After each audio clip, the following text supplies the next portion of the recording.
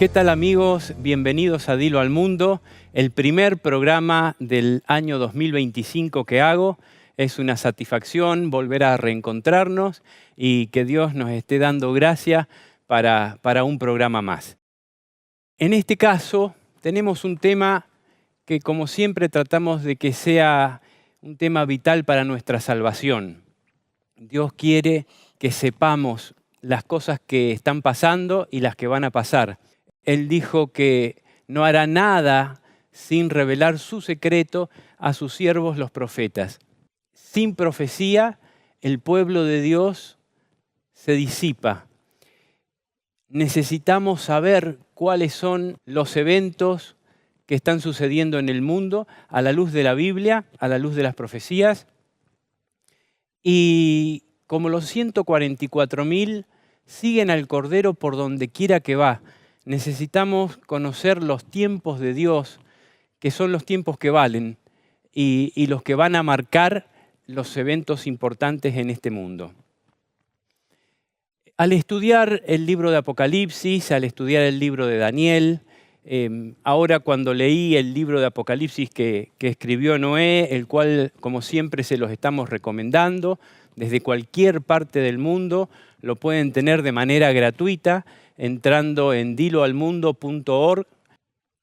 En el capítulo 24 de Mateo, vemos cómo Jesús induce a sus discípulos a tener inquietudes sobre lo que iba a pasar con la destrucción de Jerusalén en aquel momento y esto relacionado con el fin del mundo. Los llevó al templo, luego se fueron del templo, lo miraron desde lejos, lo miraron desde el Monte de los Olivos. Se podía ver esa ciudad de Jerusalén hermosa, una diadema de hermosura, una corona de hermosura era Jerusalén. Realmente era una reina entre las ciudades del mundo y dentro de Jerusalén se destacaba el templo.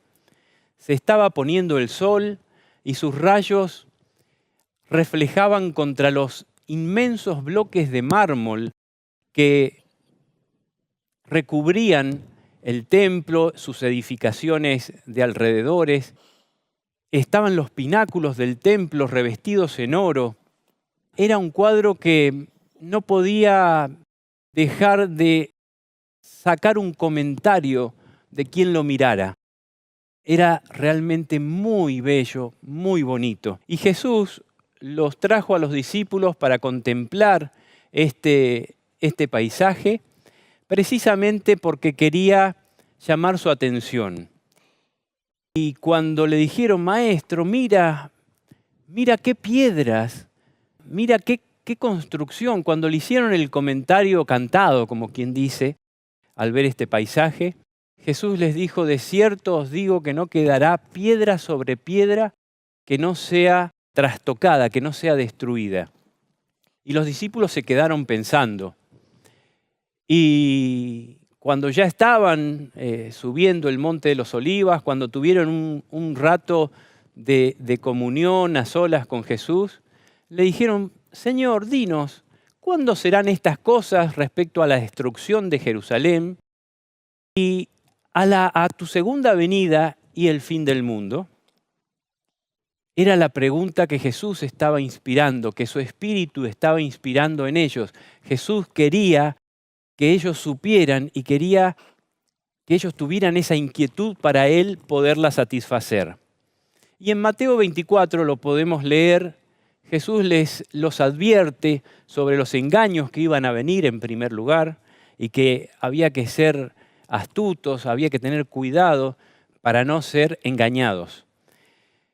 Y entre las cosas que les dice, una de las más importantes que Él directamente no se las dijo, sino les dijo que vieran lo que Él había dicho por el profeta Daniel. Por tanto, cuando veáis en el lugar santo la abominación desoladora de la que habló el profeta Daniel, el que lee entienda.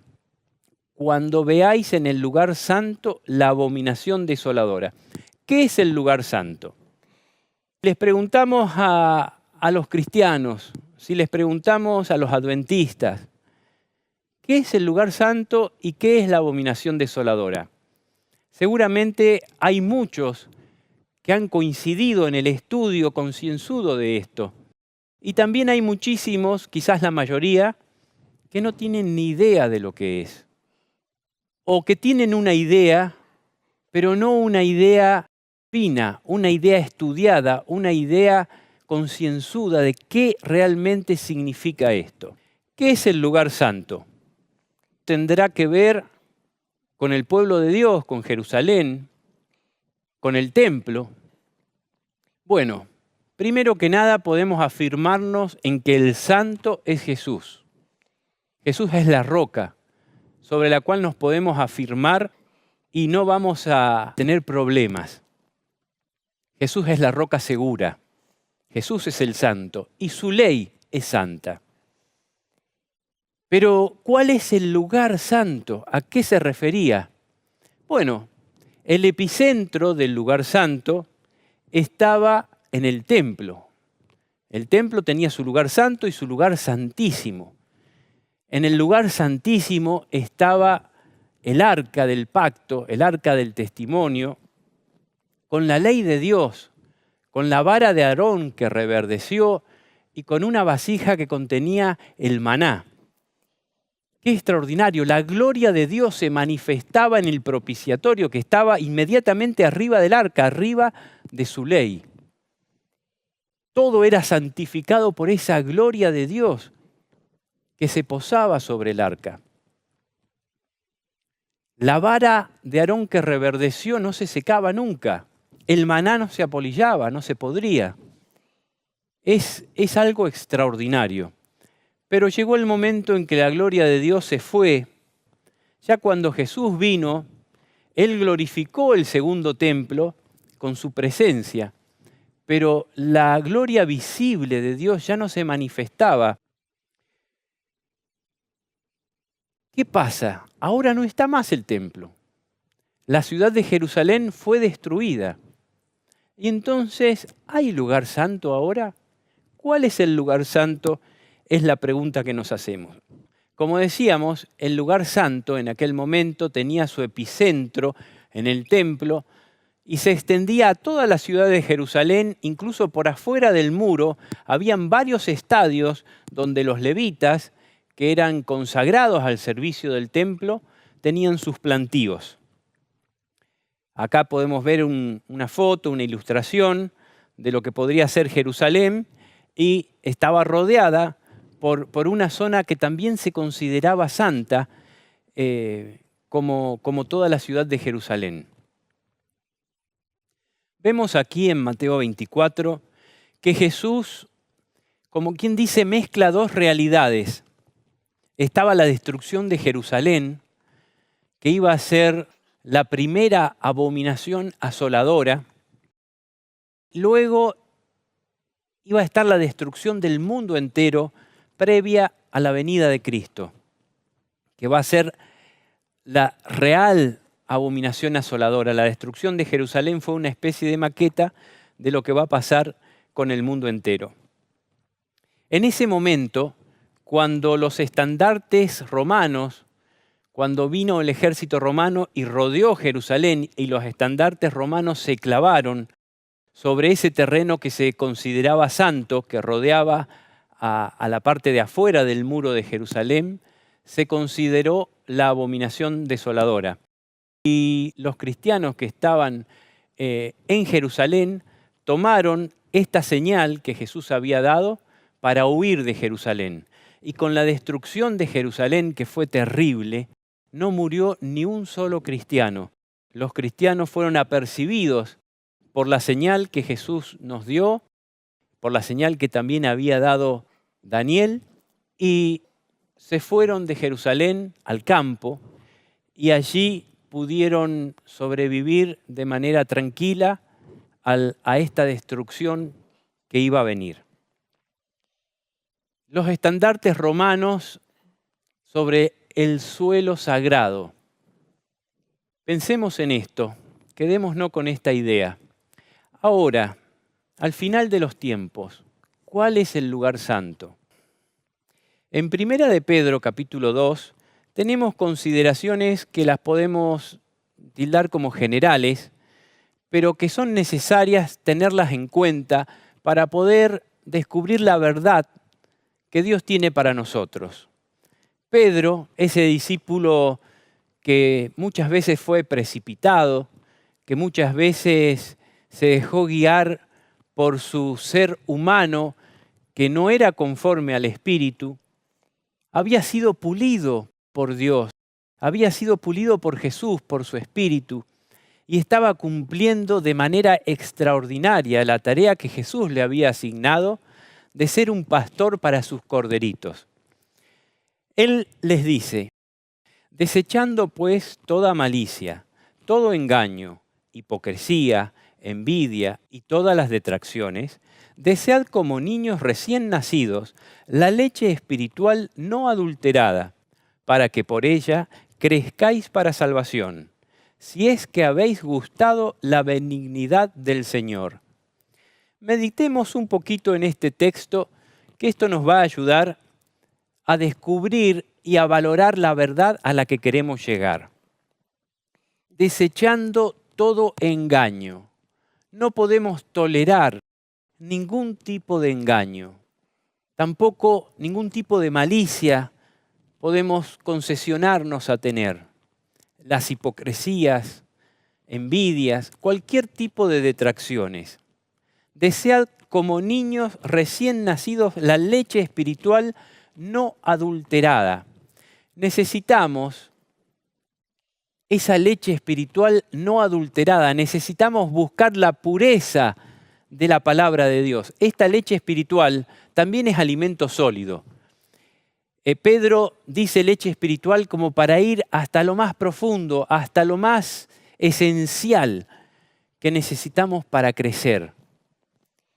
Nos trae a un niño, a un bebito, que no hay otra cosa que pueda necesitar que no sea esa leche espiritual para poder crecer. A un bebé no se le da prácticamente ni agua.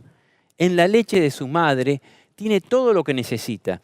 Y Pedro compara el conocimiento de las cosas de Dios, la verdad que encontramos en la palabra de Dios, con esa leche espiritual, que también, como decimos, es alimento sólido, porque Pablo dice, bueno, tampoco pueden estar siempre con la misma leche cuando ya son grandes.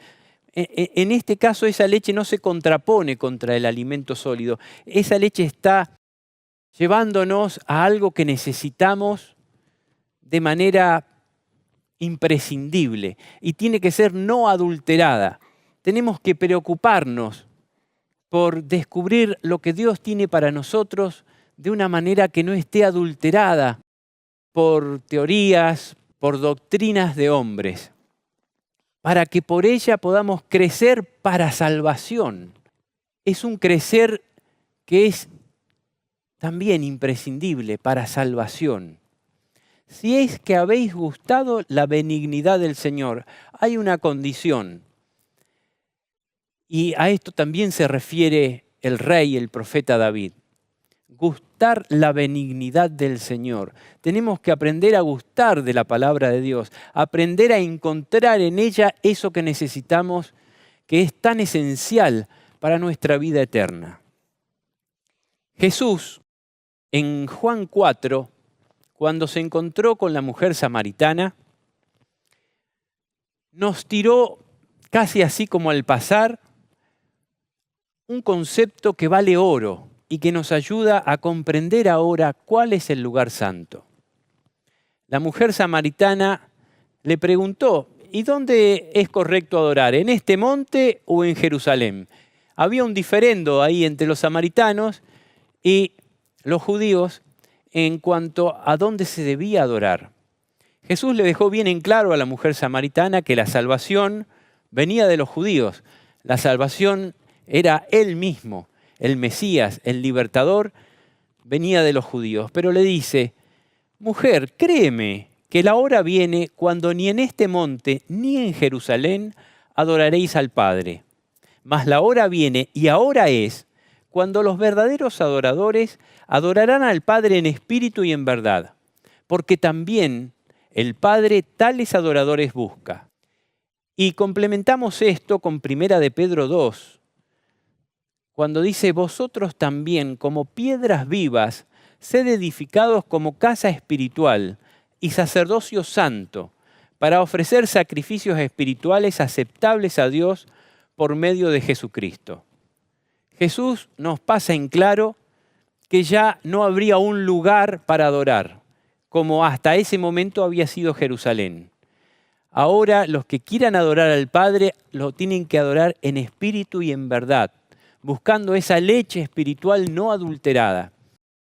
Y Pedro, siguiendo este espíritu, dice que el pueblo de Dios, que nosotros debemos ser edificados como piedras vivas. Nosotros íbamos a ser ese templo espiritual sobre el cual teníamos que rendir sacrificios espirituales aceptables a Dios. Ya no iban a haber más sacrificios porque el verdadero Cordero había venido, pero iban a haber otro tipo de sacrificios que debíamos ser nosotros, sacrificios vivos, sacrificios espirituales agradables a Dios. En ese momento también Pedro habla sobre la piedra que los edificadores habían rechazado, que había venido a ser cabeza de ángulo, había venido a ser la base de esas piedras que deben ser construidas sobre la piedra, sobre la roca madre que es Jesús. Entonces, ya nos vamos orientando. No iba a ser más Jerusalén, no iba a ser más el templo, el lugar santo. Y luego encontramos específicamente también cuál es el lugar bendecido y santificado por Dios desde el principio de la creación hasta la eternidad en la tierra nueva. En Génesis 2 nos dice, el séptimo día Dios había terminado la obra que hizo y reposó en el séptimo día de toda obra que había hecho. Por eso Dios bendijo y santificó el séptimo día, porque en él reposó de toda su obra de creación que Dios había hecho. Desde el principio de la creación hay un lugar santo. Ese lugar es un lugar de tiempo, un espacio en los días de la semana que Dios bendijo y santificó de manera especial para que su pueblo tuviera comunión con Él. Y lo tradujo después en los mandamientos, cuando su pueblo estuvo en esclavitud y perdió la posibilidad de adorarlo. Cuando Dios lo libera de la esclavitud para que su pueblo pueda adorarlo, volvió a dar su ley en tablas de piedra. La piedra sobre la cual Él escribió, Dios mismo escribió los 10 mandamientos, nos simbolizan también a esa piedra que es Jesús. Los mandamientos son el reflejo del carácter de nuestro Creador, el reflejo de ese amor que rige a todo el universo. Y a la vez nos señalan cómo se debe encauzar ese amor en nosotros, porque si no, pervertiríamos ese amor. En Isaías 66 dice, porque como los cielos nuevos y la nueva tierra que yo hago permanecen delante de mí, dice Jehová, así permanecerá vuestra simiente y vuestro nombre. Y será que de mes en mes y de sábado en sábado vendrá toda carne a adorar delante de mí, dijo Jehová. Es extraordinario esto.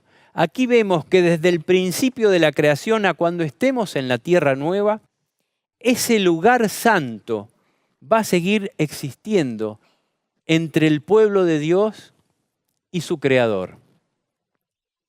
De mes en mes y de sábado en sábado vamos a tener un espacio, un lugar especial para adorar. Ese lugar tiene una relación directa con la adoración del pueblo de Dios. Y por si quedara alguna duda de que ese día es es un día con que Dios se relaciona de manera especial. Es el único día que Dios dice, mi día santo.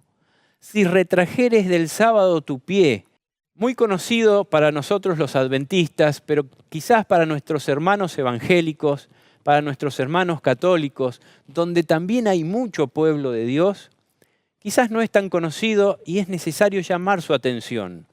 Si retrajeres del sábado tu pie de hacer tu voluntad en mi día santo, y al sábado llamares delicia, santo, glorioso de Jehová, y lo venerares no haciendo tus caminos, ni buscando tu voluntad, ni hablando tus palabras, entonces te deleitarás en Jehová. Y yo te haré subir sobre las alturas de la tierra, y te daré a comer la heredad de Jacob tu padre, porque la boca de Jehová lo ha hablado. No queda duda en que el lugar santo, desde el principio de la creación hasta la eternidad, es ese espacio de tiempo glorioso que nos recuerda a nuestro Creador, que nos recuerda que somos sus criaturas, que nos recuerda que Él es nuestro sustentador, nuestro redentor. Podemos hacer una especie de lista donde veamos cuál es la historia del ser humano en que ha sido llevado por el enemigo de Dios hacia la abominación desoladora que va a ser la consumación de lo malo que va a pasar en este mundo. Adán y Eva, nuestros primeros padres, creen y obedecen a la serpiente. En realidad, Eva fue engañada. El diablo logró entablar una conversación con ella, haciéndose pasar por una serpiente que era el animal más astuto, más inteligente y más bonito que había en ese momento. Y les dijo, no moriréis, sino que el día que coman de este árbol que Dios les ha prohibido, serán abiertos vuestros ojos y conoceréis el bien y el mal. Y Eva, quizás sin darse cuenta, sin discernir qué entrañaba esto, fue engañada y comió de ese fruto. Quizás la curiosidad, pero este acto de parte de nuestra querida madre Eva significó descreer a lo que Dios había mandado y creerle a la serpiente. Es el primer error que comete el ser humano, descreer de lo que Dios nos manda, descreer de sus mandamientos y creerle a otra autoridad que no es la de Dios. Luego Adán, sin ser engañado, pero tentado por lo que significaba Eva para él, cerró los ojos y cometió el mismo pecado. Pero no se conoce ningún pecado más a nuestros primeros padres. Sin embargo, su propio hijo, su primer hijo, Caín, quizás quien ellos habían pensado que sería el Mesías, no. Caín heredó este principio maligno de ignorar la voluntad de Dios, ignorar la ley de Dios y poner por sobre la ley de Dios otra cosa. Quizás Caín estaba agradecido a Dios por todo lo que Dios le había dado, fruto de su trabajo como agricultor. Pero Dios había mandado sacrificar un corderito, con un significado especial. Como el sábado tiene un significado especial, el sacrificio de un corderito tenía un significado especial, único, sagrado. Dice la Biblia que pasó el tiempo. Cuando dice pasó el tiempo, quiere decir que Caín y Abel se hicieron grandes y sacrificaron por cuenta propia. Quizás antes habían visto a sus padres cómo sacrificaban. Y un día Caín llevó al Señor una ofrenda del producto de su cosecha. También Abel llevó al Señor las primeras y mejores crías de sus ovejas. El Señor miró con agrado a Abel y a su ofrenda, pero no miró así a Caín y a su ofrenda, por lo que Caín se enojó muchísimo y puso muy mala cara. Entonces el Señor dijo, ¿por qué te enojas y pones tan mala cara? Si hicieras lo bueno, podrías levantar tu cara, pero como no lo haces, el pecado está esperando el momento de dominarte. Sin embargo, tú puedes dominarlo a él. Vemos cómo Caín tuvo ese principio maligno de desobedecer a Dios. Quizás estaba agradecido a Dios, pero en su religión, en su ofrecimiento a Dios, en su sacrificio a Dios, en vez de ofrecer lo que Dios había pedido, ofreció otra cosa. Como los cristianos que hoy, en vez de ofrecer el sacrificio de tiempo que Dios nos pide, adorando en día sábado, lo hacen en domingo. Hay un paralelismo directo. Dice que Dios miró con desagrado la ofrenda de Caín. No era lo que él había pedido, era la religión humana que ignora los mandamientos de Dios de manera voluntaria. Y Dios no puede aceptar esa ofrenda. Entonces ahí se manifiesta el espíritu de esa religión en violencia contra los verdaderos adoradores, contra los que adoran como Dios ha mandado, y mata a su propio hermano Abel. Pero antes de que mate a Abel, Dios quiso llamarlo a Caín. Dios quiso razonar con Caín para rescatarlo a Caín. Y Dios mismo dice que habló con él.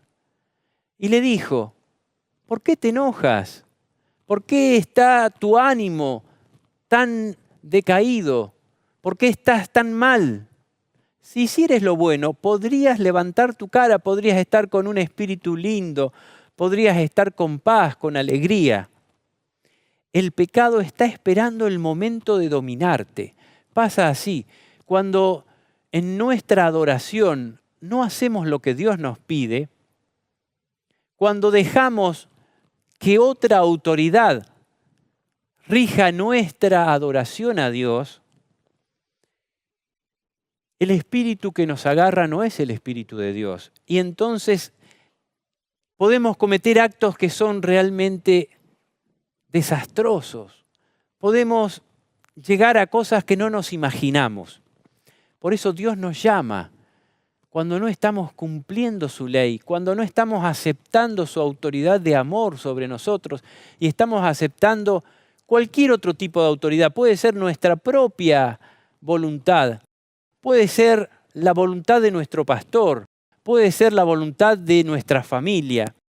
En esto no puede haber ninguna otra autoridad que rija nuestro servicio a Dios. Seguimos con la raíz de esa abominación que se constituye en la consumación al final, en la abominación totalmente desoladora de todo lo que hay en esta tierra. Los antediluvianos, esa religión, la religión de Caín, lo copó todo. Y con respaldo científico, entre comillas, dijeron que no creían en los juicios de Dios. Es imposible que llueva, nunca ha llovido. Luego viene el ser humano de la Torre de Babel, que no cree en las promesas de Dios y piensa en burlar sus juicios. Ahora ya sabían que Dios había destruido el mundo con el diluvio y no creían en la promesa de Dios de que no sería destruido nunca más el mundo mediante agua. Y pensaban en burlar sus juicios mediante la Torre de Babel si venía otro diluvio. Más adelante, el faraón de Egipto, mediante la opresión, no deja que el pueblo de Dios, esclavo en Egipto, lo adore en libertad, como Dios solicitaba. Luego tenemos a Babilonia y la imagen de oro. Introduce adoración a un sistema humano, político, religioso e idólatra, so pena de muerte. Si no adoraban a la imagen de oro que había construido el rey de Babilonia, representando lo que él quería fuera su gobierno, que él quería que fuera eterno, si no adoraban a esa imagen, iban a tener pena de muerte.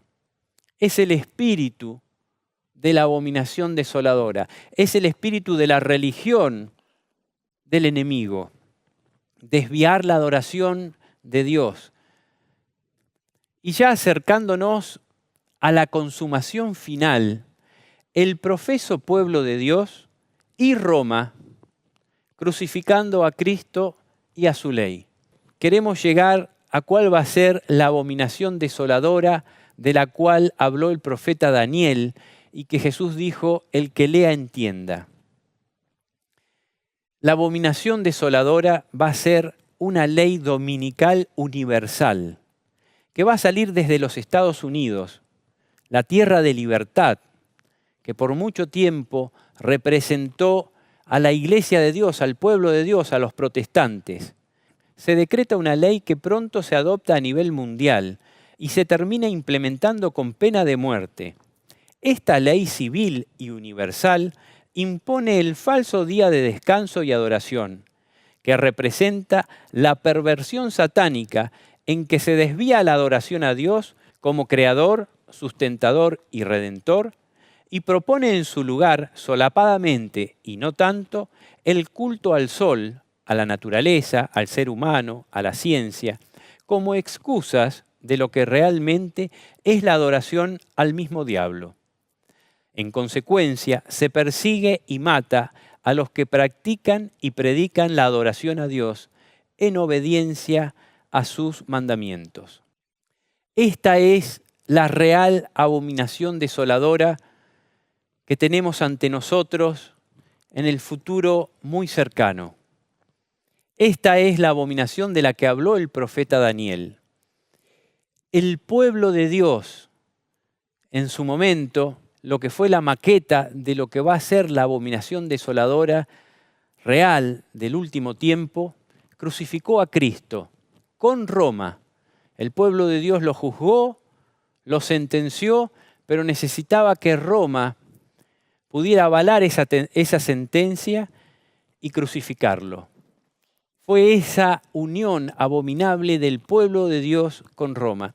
Y ahora, el pueblo que dice guiarse por la sola Escritura, el pueblo protestante, el pueblo que dice servir a Dios, se junta con la Iglesia romana para crucificar la ley de Dios, para aceptar una autoridad que es externa a los mandamientos de Dios y aceptar este día santo, este lugar santo que Dios nos da para su adoración y cambiarlo por otro día que significa la adoración al sol. Esto de la adoración al sol significa buscar cualquier cosa para no adorar al Creador, buscar la naturaleza, buscar la ciencia, buscar cualquier cosa es válida para no adorar al Creador. Y se está adorando realmente al enemigo de Dios. Cuando no adoramos a Dios, adoramos a su enemigo. Por eso Jesús no pudo aceptar el sacrificio de Caín, porque ese sacrificio no estaba conforme a lo que él había mandado. ¿Qué queda para el pueblo de Dios entonces?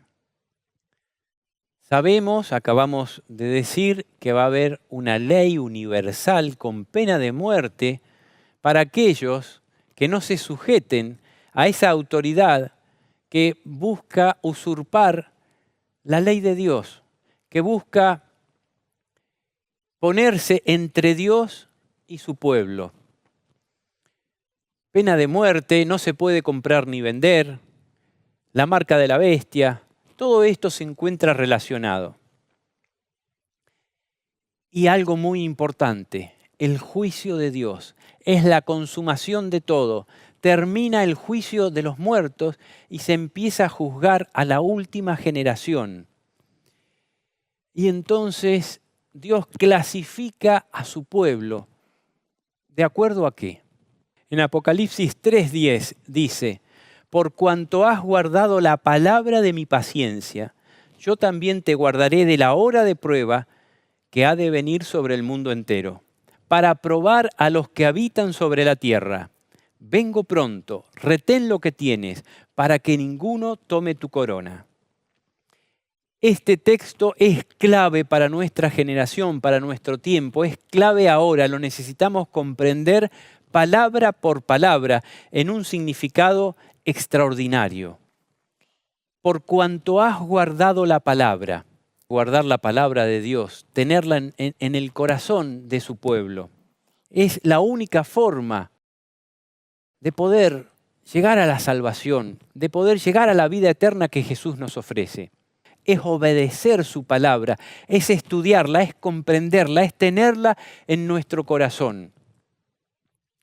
La palabra de mi paciencia, la palabra de Dios está ligada con ser perseverante, con ser paciente, esperar, como Jesús estuvo en el desierto sin comer 40 días y tuvo que tener paciencia para no ser vencido por Satanás, para no hacer que esas piedras se convirtieran en pan y de esa manera caer en la trampa del enemigo. Pero anteriormente estaban los milagros de Dios. Cuando Elías confrontó al pueblo, pudo, mediante milagros, esclarecer al pueblo. Pero ahora eso no va a ser así, porque el diablo va a hacer milagros, incluso se va a hacer pasar por Jesús. Y va a actuar con una gloria, con una forma que va a cautivar a todo el mundo. La única manera de no caer en estos engaños es guardar la palabra de Dios, guardar la palabra de su paciencia. Entonces Él nos guardará de la hora de prueba que ha de venir sobre el mundo entero. Es un tiempo determinado para probar a todo el mundo, para clasificar a los hijos de Dios de los que dicen ser y realmente no lo son. Para probar a los que habitan sobre la tierra. Esto no es para el pasado, esto no es para los que ya murieron. Esto es el juicio en tiempo real, para probar a los que habitan sobre la tierra. Aquí está la paciencia de los santos. La paciencia. ¿Qué es la paciencia? Los que guardan los mandamientos de Dios y la fe de Jesús.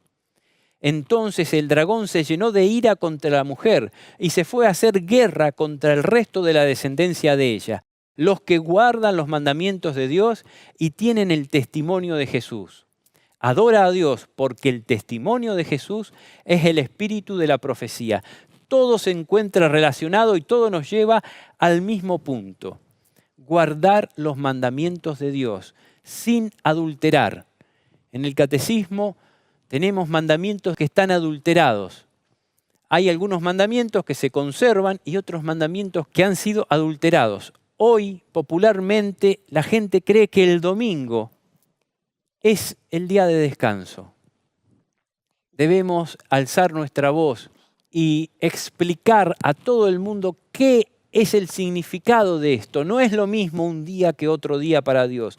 Es un mandamiento que implica un significado que es enorme y de lo cual depende nuestra salvación o nuestra perdición.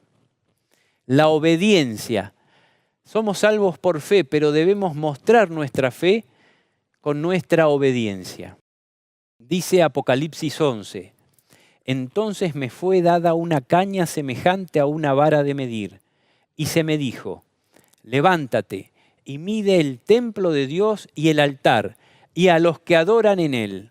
Dios juzga a su pueblo. Esta caña de medir nos indica juicio.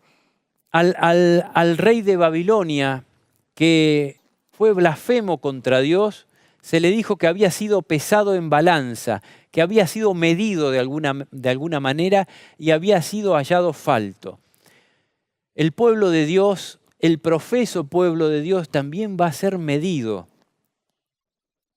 No se mide a todo el mundo. Dice, levántate y mide el templo de Dios y los que adoran en él. El templo de Dios ya no es más el templo de Jerusalén. Tampoco es una iglesia. El templo de Dios y los que adoran en él es prácticamente lo mismo. El templo de Dios es la iglesia de Dios, es el pueblo, es el conjunto de los que dicen creer en Dios. Y los que adoran en él somos cada uno de los que formamos ese pueblo. Pero el patio que está fuera del templo, déjalo aparte y no lo midas, porque ha sido entregado a los gentiles. Y ellos hollarán la ciudad santa 42 meses. Y daré a mis 2 testigos que profesen por 1260 días vestidos de cilicio. Acá aparece otra cosa. aparece el juicio de Dios, confirmando lo que veníamos diciendo al leer Apocalipsis 3:10, y aparece un plazo corto, 42 meses en que la bestia, que significa el monopolio del poder humano, y la imagen de la bestia, vamos a ver después qué es, van a hollar la ciudad santa. ¿Qué es eso? Pero sobre este mismo periodo, dice, y daré a mis 2 testigos que profeticen por 1260 días. 42 meses por 30 días son 1260 días. O sea, por el mismo periodo, los 2 testigos. ¿Quiénes son los 2 testigos? En la Biblia se nombran 2 olivos, 2 testigos, 2 testamentos. ¿Qué significa esto? Son 2 iglesias que van a dar testimonio de Dios y que van a ser protegidas por Dios para poder llevar a cabo la predicación del mensaje.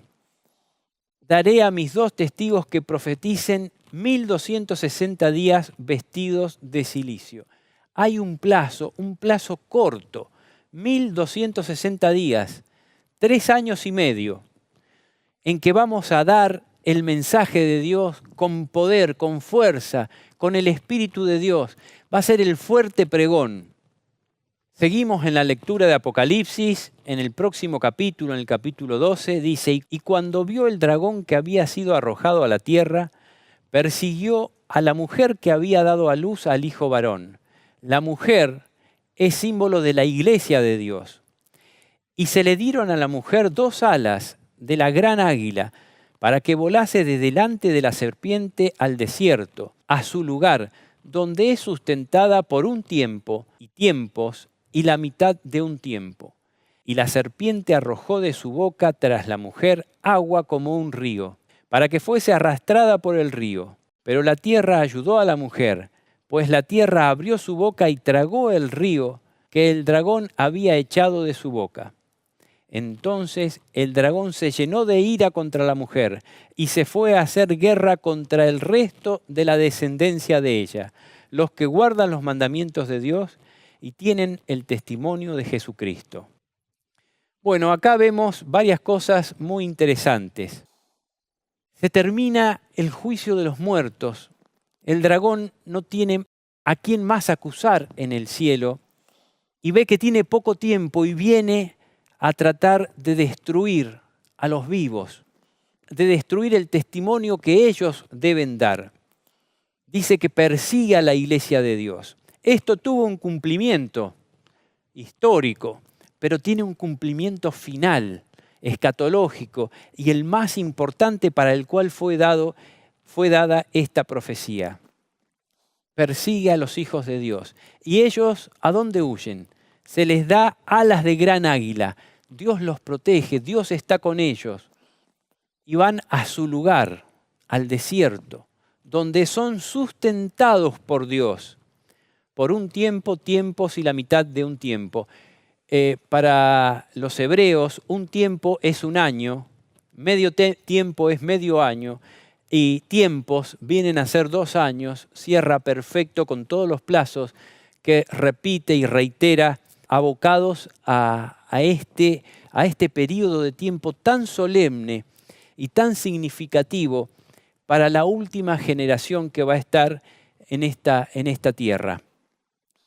Cómo Dios sustenta a su pueblo, ¿dónde? En el campo. Aquí está el llamado de Dios a que su pueblo huya de la presencia donde domina esta serpiente, donde tiene el poder esta serpiente. Y más que nos vaya a salvar el tema de irnos al campo, nos va a salvar ser obedientes al consejo de Dios de ir al campo. Entonces el dragón se llenó de ira contra la mujer, contra los hijos de Dios, y se fue a hacer guerra contra el resto de la descendencia de ella. No hace guerra contra cualquiera, hace guerra contra los que guardan los mandamientos de Dios. Y los mandamientos son 10. El que no podemos decir guardamos 9 y tenemos problema con 1. 10 mandamientos. Me paré sobre la arena del mar y vi subir del mar una bestia que tenía 7 cabezas y 10 cuernos, y en sus cuernos 10 diademas, y sobre sus cabezas un nombre blasfemo. Y la bestia que vi era semejante a un leopardo, y sus pies como de oso, y su boca como boca de león. Y el dragón le dio su poder y su trono y grande autoridad. Vi una de sus cabezas como herida de muerte, pero su herida mortal fue sanada, y se maravilló toda la tierra en pos de la bestia. Y adoraron al dragón, que había dado autoridad a la bestia, y adoraron a la bestia, diciendo, ¿quién como la bestia? ¿Y quién podrá luchar contra ella? También se le dio boca, que hablaba grandes cosas y blasfemias, y se le dio autoridad para actuar 42 meses. Y abrió su boca en blasfemias contra Dios, para blasfemar de su nombre, de su tabernáculo y de los que moran en el cielo. Y se le permitió hacer guerra contra los santos y vencerlos. También se le dio autoridad sobre toda tribu, pueblo, lengua y nación. Y la adoraron todos los moradores de la tierra, cuyos nombres no están escritos en el libro de la vida del Cordero, que fue inmolado desde el principio del mundo. Si alguno tiene oído, oiga. Si alguno lleva en cautividad, va en cautividad. Si alguno mata a espada debe ser muerto. Aquí está la paciencia de los santos. Si bien no vamos a analizar todo lo que se encuentra contenido en este texto, queremos destacar algunas cosas que hacen al enfoque que queremos dar. La bestia, como podemos ver si estudiamos las profecías de Daniel, habían 4 bestias que venían, pero en nuestro tiempo está la 4ª bestia.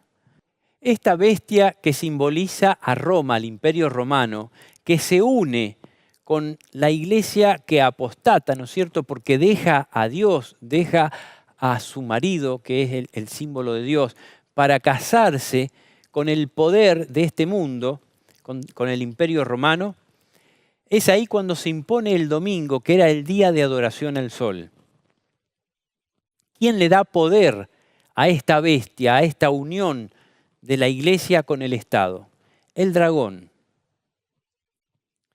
Cuando dice que se le dio boca que hablaba grandes cosas y blasfemias, y se le dio autoridad para actuar 42 meses, se está refiriendo a la consumación de esta abominación desoladora, en que por ley universal en todo el mundo se manda a guardar el domingo como día de descanso y adoración. Entonces, en este periodo es una guerra total donde el enemigo de Dios concentra todos los poderes que tiene a su alcance. Pero Dios no se queda de brazos cruzados. Dios también le da armas a su pueblo para darle poder y poder llegar hasta el mundo entero. Dios protege a su pueblo. Esa protección que Dios da no es que no nos va a pasar nada. Dios sabe lo que va a permitir y lo que no va a permitir. La protección que Él le da a su pueblo es esa que encontramos en Apocalipsis 3:10 cuando dice, por cuanto has guardado mi palabra, yo te guardaré de la hora de prueba. Vamos a salir victoriosos de esa hora de prueba. Podemos morir, pero con nuestra muerte vamos a sellar nuestra victoria para la vida eterna. O podemos dar un testimonio vivo. Lo importante es no caer víctima de los engaños, ser protegidos por Dios. Después vi otra bestia que subía de la tierra y tenía 2 cuernos semejantes a los de un cordero, pero hablaba como dragón. Esta bestia que surge de la tierra es Estados Unidos. Estados Unidos dice que tenía 2 cuernos semejantes a un cordero. La Reforma Protestante sale de Estados Unidos. Ellos pregonan la libertad política y religiosa, respetando la autoridad de Dios sobre el ser humano, la libertad de conciencia. Pero ahora desde esa nación que simbolizaba la libertad, dice, terminaba hablando como dragón. El hablar para un país se hace mediante sus leyes, sus actos legislativos, sobre lo que su gobierno ejecuta y sobre lo que juzgan sus jueces, sus cámaras judiciales. Este hablar como dragón está señalando a la ley dominical que va a salir de Estados Unidos y que se va a hacer universal. Todo el mundo va a hacerse eco de esa ley, va a sancionar esa ley, y la ley de descanso dominical va a ser obligatoria con pena de muerte en todo el mundo. Quizás primero se va a imponer en un país, en otro, pero cuando Estados Unidos sancione esta ley, todos los países van a hacerse eco de ella. No sabemos si va a ser una autoridad mundial que la va a aplicar en todos los países. Seguramente va a ser así. Lo que sí sabemos es que esta ley va a ser aplicada en todo el mundo y va a llegar a tener pena de muerte. También sabemos que quizás antes de tener pena de muerte va a estar la marca de la bestia con el tema de no poder comprar ni vender. Por eso es que tenemos que tratar de ser autónomos, generar nuestros propios alimentos, y Dios, llegado el momento, va a ser quien nos va a sustentar en el campo. Pero nosotros tenemos que obedecer, ejercer fe para que Dios pueda bendecirnos en lo que Él nos ha mandado. Y un tema, también hace grandes señales de tal manera que aún hace descender fuego del cielo delante de los hombres y engaña a los moradores de la tierra con las señales que se le han permitido hacer en presencia de la bestia. Está la bestia romana y está Estados Unidos, la imagen de la bestia, que hace en presencia de la primera bestia grandes señales para engañar a todo el mundo. Por eso no nos tenemos que guiar por las señales, no nos tenemos que guiar por los milagros. Dice que esto va a ser tan extraordinario que si fuera posible va a engañar a los mismos escogidos. Lo único que nos puede guardar es obedecer la ley de Dios, tener su palabra, su espíritu en nuestro corazón. Y se le permitió infundir aliento a la imagen de la bestia para que la imagen de la bestia hablase e hiciese matar a todo el que no la adorase, y hacía que a todos, pequeños y grandes, ricos y pobres, libres y esclavos, se les pusiese una marca en la mano derecha o en la frente, y que ninguno pudiese comprar ni vender, sino el que tuviese la marca o el nombre de la bestia o el número de su nombre. Entonces aquí vemos toda la artillería del enemigo en contra del pueblo de Dios y queriendo marcar, una vez que los individuos reciban la marca de la bestia, estarán perdidos. En Apocalipsis 14 podemos ver que Dios prohíbe y dice que las plagas, la destrucción, caerán, la ira de Dios caerá sobre todo el que se ponga la marca de la bestia o el número de su nombre, el que acepte la autoridad de la bestia. Por otro lado está el sello de Dios. Después de esto vi 4 ángeles en pie sobre los 4 ángulos de la tierra, que detenían los 4 vientos de la tierra, para que no soplase viento alguno sobre la tierra, ni sobre el mar, ni sobre ningún árbol. Vi también a otro ángel que subía desde donde sale el sol, y tenía el sello del Dios vivo, y clamó a gran voz a los 4 ángeles, a quienes se les había dado el poder de hacer daño a la tierra y al mar, diciendo: no hagáis daño a la tierra ni al mar, ni a los árboles, hasta que hayamos sellado en sus frentes a los siervos de nuestro Dios. Entonces aquí podemos ir viendo cómo se da esa guerra por las almas que habitan la última generación. El maligno sellando a sus hijos y Dios sellando a sus hijos. En Apocalipsis 14 dice: vi volar por en medio del cielo a otro ángel que tenía el evangelio eterno para predicarlo a los moradores de la tierra, a toda nación, tribu, lengua y pueblo, diciendo a gran voz: temed a Dios y dadle gloria, porque la hora de su juicio ha llegado. Adorad a aquel que hizo el cielo y la tierra, el mar y las fuentes de las aguas. Temed a Dios y dadle honra porque la hora de su juicio ha llegado. ¿Qué quiere decir esto? Estamos en el juicio de Dios. Cuando se dé la ley dominical, podremos tener la seguridad de que el juicio de Dios está entre nosotros, se está llevando a cabo en tiempo real. Dios está clasificando a su pueblo entre los que obedecen y los que no obedecen, entre los que por fe obedecen y los que no tienen fe y entonces aceptan otra autoridad. Adorad al que hizo el cielo y la tierra, el mar y las fuentes de las aguas. Es un tema de adoración que nos lleva directamente a la ley de Dios, que nos lleva directamente al Creador, que hizo todo en 6 días y el séptimo día lo apartó para nuestro descanso y comunión con Él e íntima adoración.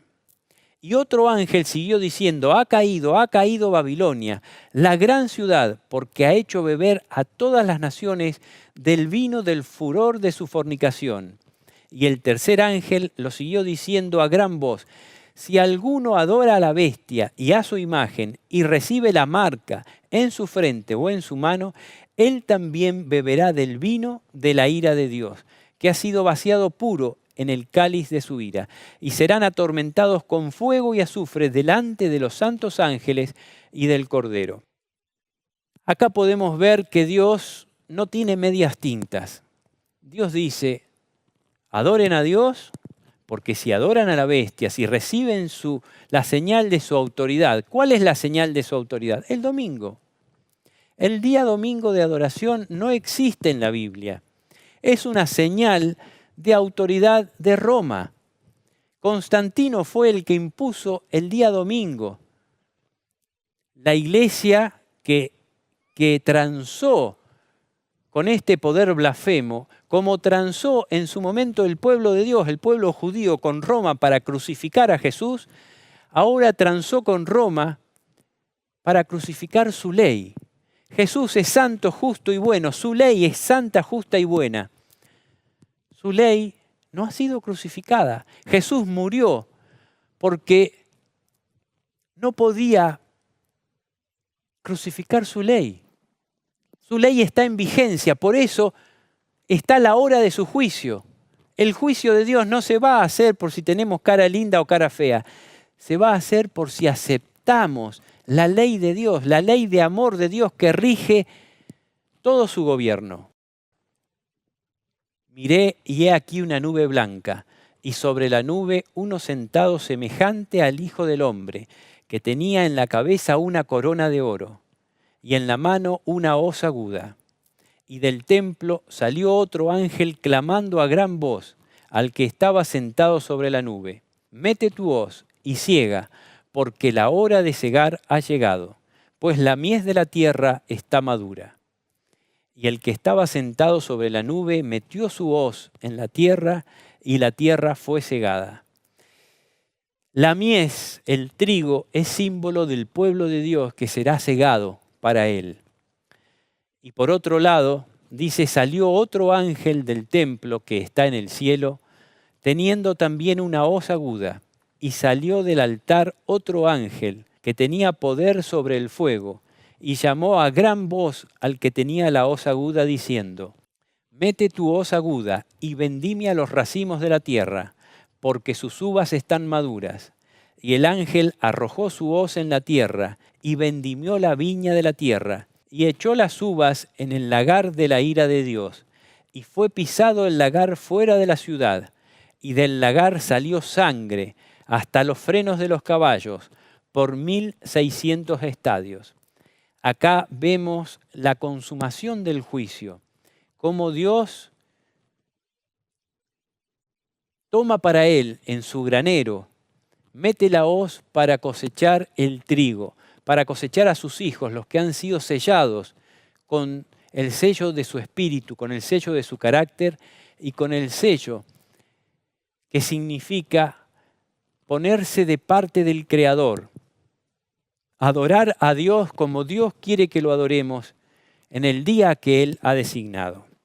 Por otro lado, es vendimiada la viña, los racimos que significan a los que han elegido al enemigo, a los que han aceptado otra autoridad que no es la autoridad de Dios.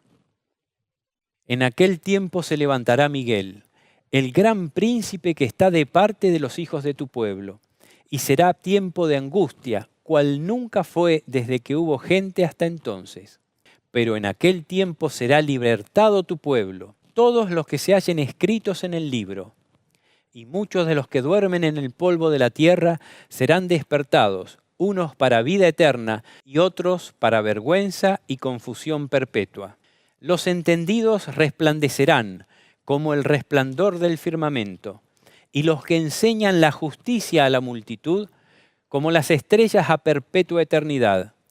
Pero tú, Daniel, cierra las palabras y sella el libro hasta el tiempo del fin.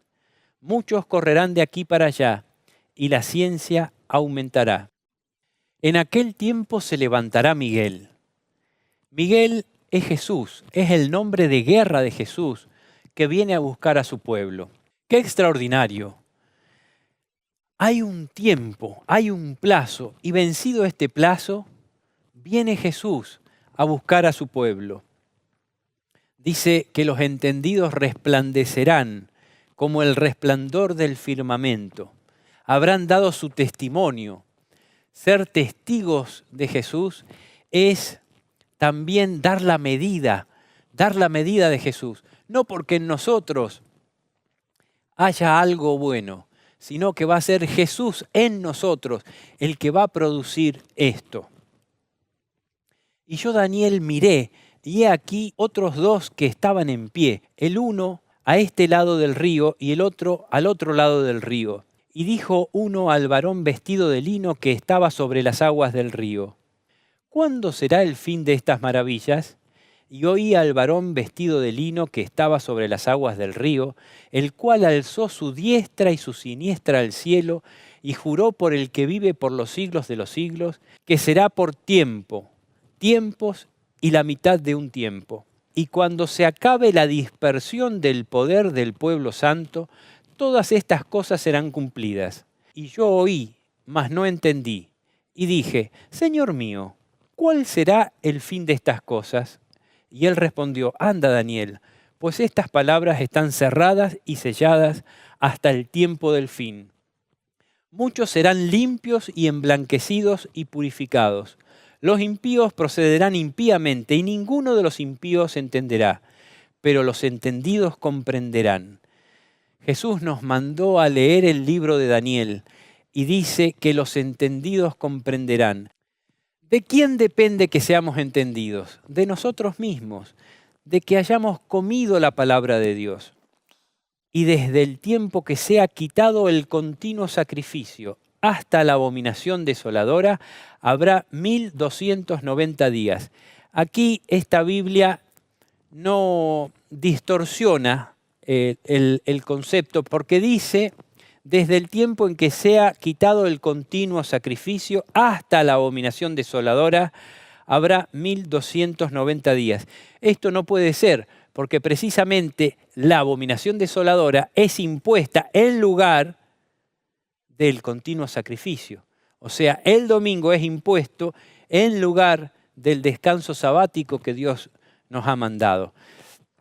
Por lo cual tenemos que ver en otras traducciones que son más conforme al texto original. La Biblia textual dice: y desde el tiempo en que se ha quitado el continuo sacrificio para poner la abominación desoladora, habrá 1290 días. Esto es necesario aclararlo porque las Biblias, que son traducción de Reina Valera, tienen esta distorsión.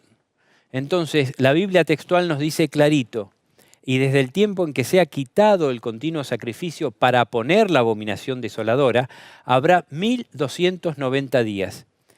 La Biblia de las Américas dice: y desde el tiempo en que el sacrificio perpetuo sea abolido y puesta la abominación de la desolación, habrá 1290 días. Y la traducción latinoamericana de la Biblia dice: contando desde el momento en que sea suprimido el sacrificio perpetuo e instalado el abominable ídolo del devastador, Serán 1290 días. Bienaventurado el que espere y llegue a 1335 días. Tú irás hasta el fin, le dice a Daniel, y reposarás, y te levantarás a recibir tu heredad al fin de los días.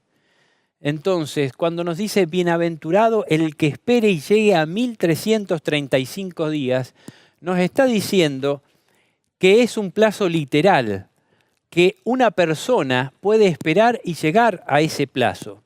Es más, en Mateo 24 Jesús dice que estos tiempos van a ser acortados por causa de los escogidos, porque si no, ninguna carne sería salva.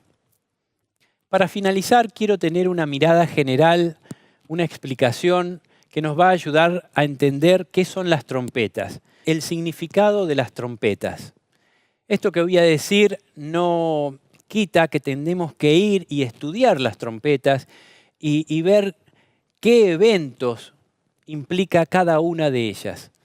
Pero vamos a tener una mirada general que nos va a ayudar a comprender su significado. ¿Cómo suenan las trompetas? Fuerte. Todos podrán oír su mensaje de manera inequívoca a través de los eventos que se detallan en la Biblia. Las trompetas suenan en el cielo y aquí vamos a percibir los eventos que nos detalla la palabra de Dios. ¿Qué son y qué anuncian las trompetas? Empiezan siendo misericordiosos llamados de atención, las últimas advertencias que confirman la ejecución de los juicios de Dios. Anuncian al Rey que viene, al poder de su gobierno, la vigencia de sus leyes y la inminencia de sus juicios, la caída de todos los reinos terrenales y del mismo diablo que los ha comandado. Son acontecimientos que marcan el fin de manera rotunda y deliberada. Son juicios con mezcla de misericordia que anuncian juicios finales sin misericordia. ¿Y cuándo suenan las trompetas?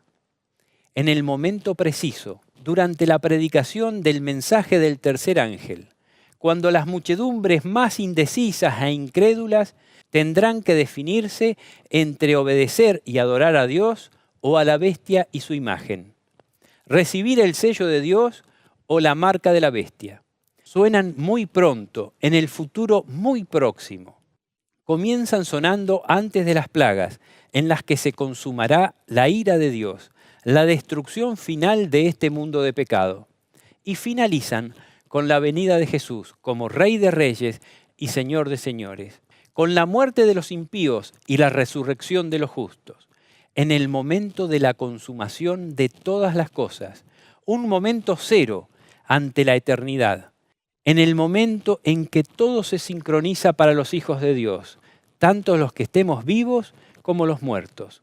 Porque no todos moriremos, pero todos seremos transformados, en un momento, en un abrir y cerrar de ojos, a la final trompeta, porque se tocará la trompeta y los muertos serán resucitados incorruptibles y nosotros seremos transformados, pues es necesario que esto corruptible se vista de incorrupción y que esto mortal se vista de inmortalidad.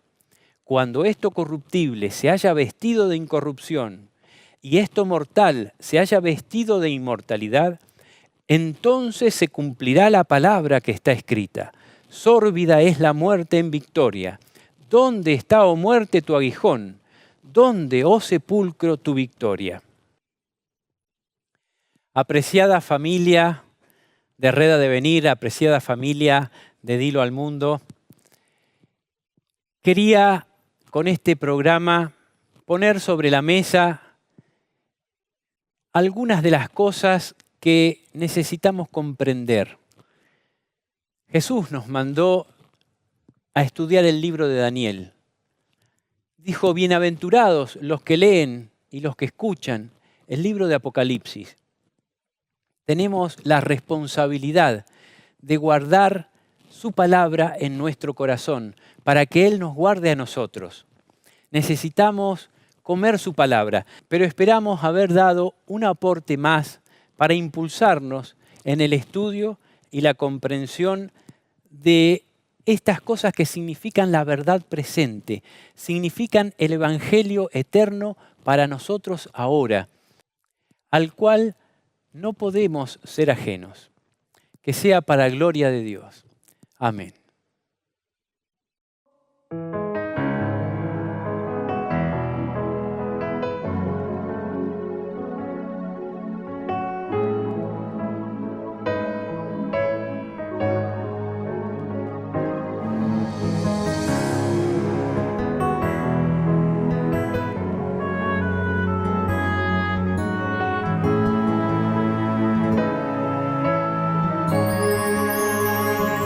A história é linda, na Bíblia eu li de um rei menino, de um homem Deus, nascido de mulher,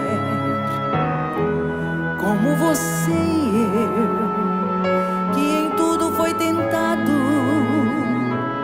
mas não pecou. Viveu aqui na terra só pra fazer o bem, mostrar à humanidade que Deus é amor. Guardou os mandamentos que seu pai lhe deu, nem um jota, nem um tio de sua lei tirou.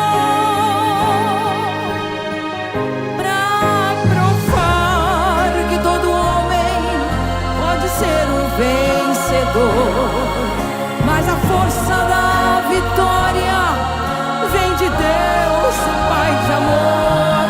Todo homem nesta vida que quiser vencer o mal, observe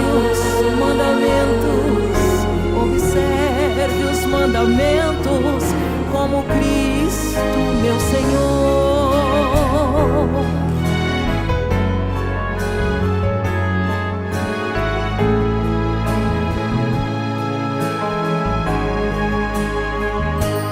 A história é linda, posso contar.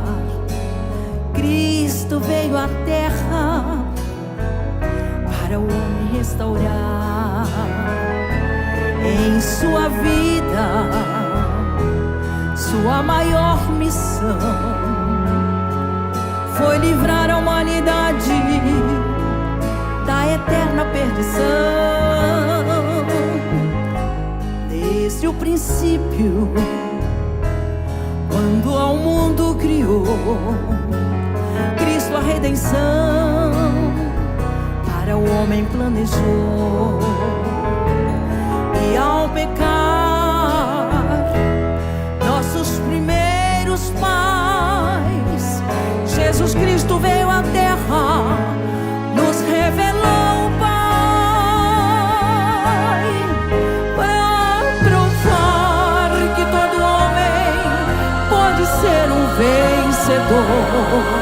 Mas a força da vitória vem de Deus, o Pai de amor. Todo homem nesta vida que quiser vencer o mal, observe os mandamentos, como Cristo observou.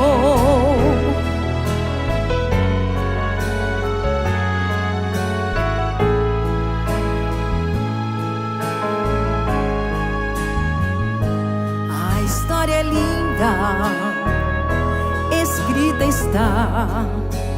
Cristo foi ao céu, um lugar nos preparar, e muito breve aqui irá voltar, e seu povo então com ele para sempre estará. Em meio a bosques, planícies e jardins, faremos nossas casas e habitaremos sim. Em meio à alegria de uma vida sem fim, com Jesus nós viveremos para